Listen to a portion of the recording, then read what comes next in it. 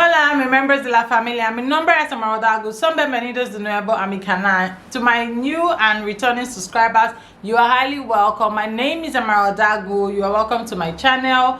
If you're seeing my face for the very first time, I'm originally from Nigeria and I bring to you content based on how you can obtain your visas, immigration news, and how you can live your best life right here in España. If you think you can relate to that kind of content, please do well to consider subscribing by pressing the red subscribe button down below. Turn on your bell notifications so whenever I post, you'll be the first to get notified. Liking this video if you like this kind of content, sharing this content to other people who you think may need problem-solving videos just like this one. Also, leaving your comments down or subsequent topics and videos you would like to see here on my channel. Disclaimer, I am not an immigration lawyer, neither am I a recruiter. This video is brought to you based on my own personal research and personal experience. So please do well to do your research before you take your next step. If you've seen the topic of today's video, you know what I'm going to be talking about. These are the first steps that you need to carry out if you are interested in coming for the ERASMUS Mundus Scholarship. I don't know if you've seen that video that I made some months back, I think a month back. Please, if you've not seen the video, check it out on here.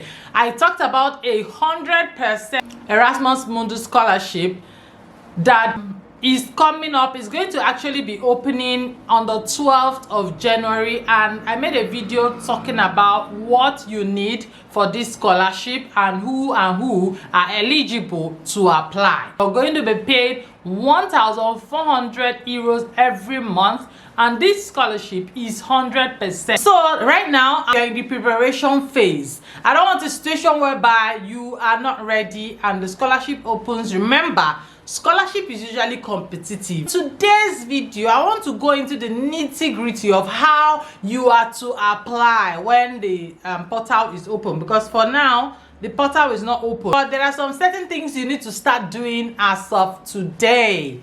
All right, so I'm going to talk to you about those things. After now, there's a tutorial on this set video that will teach you how to, make your ERASMUS CV. I don't know if you know about ERASMUS CVs. ERASMUS CV is like the template of CVs in Europe as the continent. That's the CV you can use to apply for jobs. That's the CV you can use for this ERASMUS Mundus Scholarship.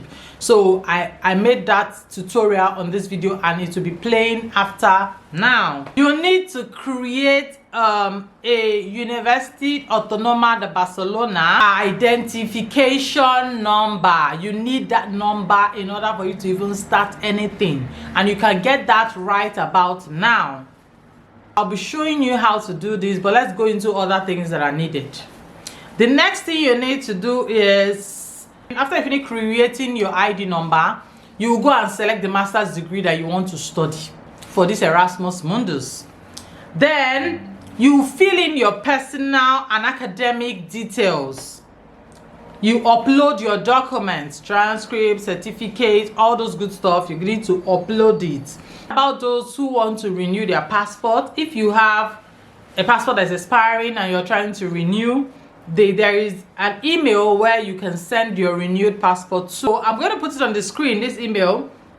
Then you need to upload your up-to-date ERASMUS CV. If you already have an ERASMUS CV that is not up to date, update it. If you don't have at all, create one. Other resumes will not be accepted. So have this at the back of your mind. I know you have resumes from the countries you're coming from, but this is not what is needed of you.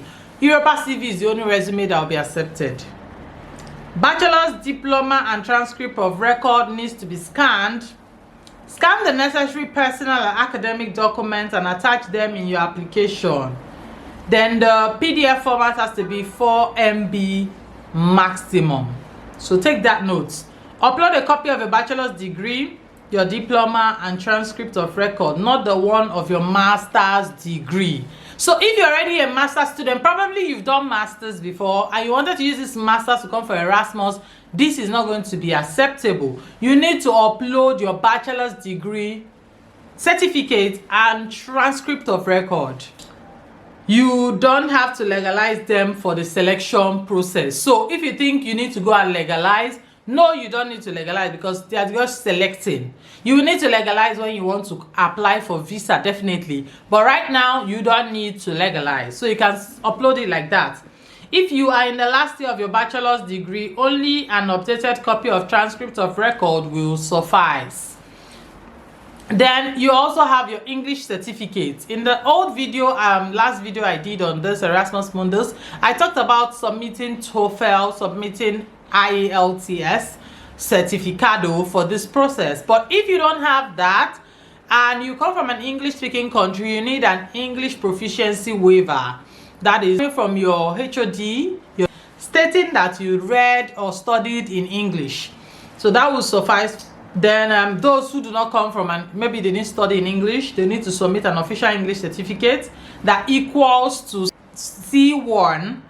It can be TOEFL, Cambridge, or IELTS academics. So yes, if you don't come from an English speaking country, this is necessary for you. For students asking for an English language proficiency waiver or students who will submit their English certificate at later stage, please use these documents. All right, there is an English language proficiency template that I have here, and if you need it, please do well to contact me.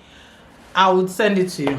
Then you check the list of countries where English is one of several official languages. So this is like the English language waiver that you need to fill and some other things. Then there is also an English test, guys. This is a real scholarship and only serious people will be selected. This is not complete. You need to write a test. But before then, let me just state all the things that are needed. So the next thing that is needed is a motivational letter. For motivational letter, please do not exceed 1 page length. They are telling you if you have anything you want to say, compress into 1 page. You don't want to see more than 1 page. Then contact details of your recommenders.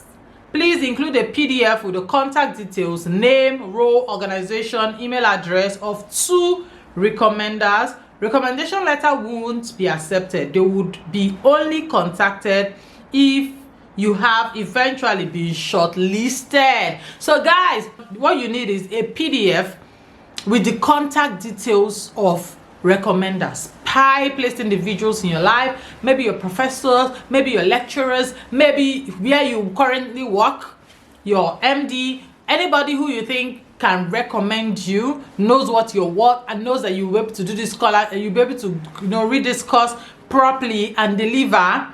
Then you need to use that person as your recommender, but make sure you're not putting any recommendation letter because they will not accept it. What is accepted is the contact details of this recommender.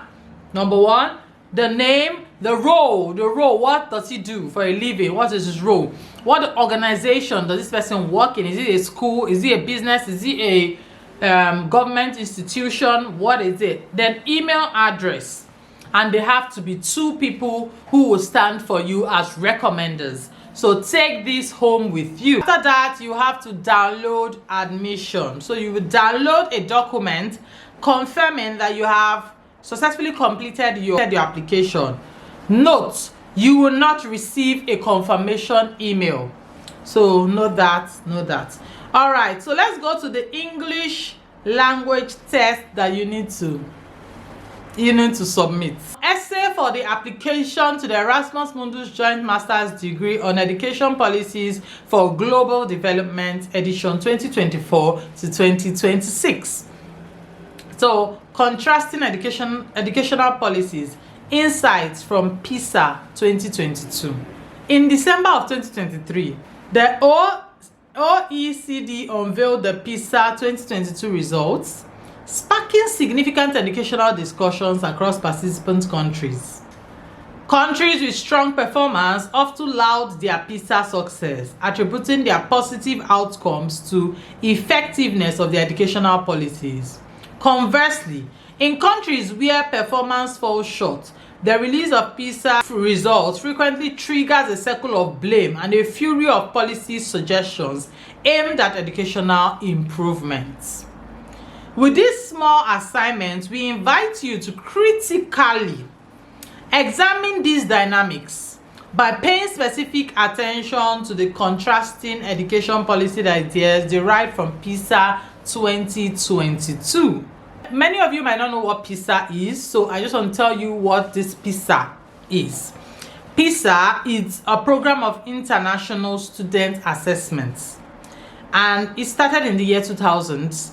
It aims to evaluate educational systems worldwide by testing the skills and knowledge of 15-year-old students in participating countries. So this is what PISA is. You will have to do your research if you want to write this course. Of course, you have to do your research. It's not something you just go and write without knowing where knowing the history, knowing what they're talking about. So let's go back to essay you're going to write. Instructions for this essay. Search the main result of PISA 2022 in your country or a country of your choice in case your country does not participate in PISA. Choose 2 media articles from these countries that analyze education policies in light of PISA 2022 outcomes. These insights could originate either from prominent educational figures / stakeholders within the country or directly from the media outlet's own analysis. So you need 2 articles that is talking about this PISA that analyzes the educational policies in these countries. Then in the essay, what you need to take note is that you need to summarize the key educational policy ideas or recommendations presented in each media piece. Identify any divergent perspectives / viewpoints in tackling the educational problems underscored by PISA results. Alternatively, in understanding the country's success in PISA, depending on situations. Additionally, elucidate the main rationale underpinning these differing perspectives or viewpoints. Finally, reflect on your own understanding of the PISA results in these countries and their implications for educational policy. How has analyzing this media piece influenced your perspective? That is it. So guys, I am here to hold your hand through this process. If you need help, because I definitely know you cannot do this alone, you need to bounce ideas off someone, you need help. If you need help or you need a link to where you can get all these things that I've listed or I've read, maybe you want to read it yourself, you want to understand it because you're interested, do well to reach out to me using my details up on here because I'm here to help you. Why not? Remember that I said there is a tutorial after this video. See how to apply. This is how to apply, guys. You start from you create an ID number. And this ID number it took us now to the university website. So the first thing you do is you have your student registration form which you need to fill. Let's take it down. You will see that there is a student registration form here. What are we filling? We are going to fill in our nationality. See, you have options to fill in your nationality wherever. Make sure you write the right one. This is Nigeria. This is Nigerian. So write this one. So do you have any personal identification documents? Something like your passport can serve as an identification document. So yes, you put this yes. Document number, passport number, you put your passport number. Yes. Type of document, you write international document from other countries, foreign identification number. Depends on what you're using. So these are the options. So if it's passport, you put passport. If it's residency, you put residency. Then go ahead and put first name. My name is Amara. Family name is Ude. Other family name, if you have, because Spanish people used to have 2 surnames. If you have another family name, you can put. If not, you leave it blank. You can see there is no asterisk showing that it is not compulsory. So date of birth, we're gonna put 06. We'll put that I am a female, so I'm gonna put female. If you're a male, you choose appropriate. The next stage will be your personal email, which is, and you confirm this personal email, so you're going to put it again. You put your telephone number. This can actually be spaced internationally. So we'll go to the next page. Guys, are you seeing? as we fill the first one, you see how it came out. Please verify that your personal data are correct. Now confirm that my personal data is correct. You click. You go to the next one. So now the next one will take you entering the password. So your university ID number, they've given me an ID number. So you're going to put that ID number here. So you're going to put your password now. So anything that has to do with your name, your surname, you're not going to use it for this. So I'm going to use, let's see the password that I can use. That's the letter I want to use. You can see that everything here has turned green, which checks out that this password I used is okay, it's accepting it. So we'll go ahead and you put in a verification. It has matched now. Are you seeing it? It matches now. Then we'll put accept. So now you see that's taking me to summary of the registration form. So now this is my personal details. Then if the registration process was successful and you have surname and password, go straight to the registration of your official masters here. If there has been any problems during registration of your data, go to the official master secretary personally. So if you have any issues, this is where they say you should go to, but if not, you can go. Remember that we need to save this our school password, right? So you can go straight to register your official masters. I think the issue now is that the school has not opened for registration. I guess that is why I cannot access this site. Then when the application is opened by mid-January, you'll be able to start your application. So you can't even start it until it's opened. That's why we can't access it. The call for scholarship will be opened until mid-February. CV. Do you have your ERASMUS CV? Do you know how to make an ERASMUS CV? How do you now have your ERASMUS CV? It's your ERASMUS CV. This is where you're going to log in to create an ERASMUS CV. This is what the ERASMUS CV looks like. Let's watch this. In this quick tutorial, you will learn how to use your ERASMUS profile to create different CVs. When you prepare an application for a course or job with ERASMUS, you have two options. Create a ERASMUS profile and share the link. Or create a ERASMUS CV. You can use your ERASMUS profile to create as many different CVs as you like, depending on what you need them for. Clicking on the round button on the top left corner of your ERASMUS profile brings you to your personal ERASMUS page. Here you can discover jobs, courses, and access all ERASMUS functions. Click on the Create a CV button to create a new ERASMUS CV. Select the first option to start from your profile. You can also upload a CV you created previously or start one from scratch. You can customize each CV. You can select which information from your profile you want to appear on the CV. If you want your CV to be shorter, or you think some information is not relevant for this course or job, you can just deselect it. If you wish, you can edit the information in your CV. But be aware that anything you change here is for the CV only and will not be updated in your ERASMUS profile. Finally, you can select the style of your ERASMUS CV. More design options will be added in the future. Now you need to store your CV. You can download it to your own device, and as a registered user, you can store it in your ERASMUS library. If you want to allow employers all over Europe to find you, you can also publish the CV on EURES. Now you're ready to take the next step with your brand new ERASMUS CV.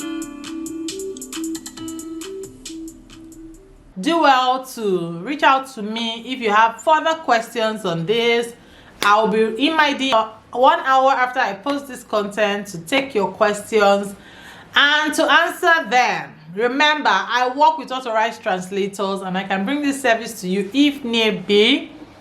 Please do well to reach out to me as well. Thank you for watching. Do not be a stranger Please watch these two videos after now. Hasta luego.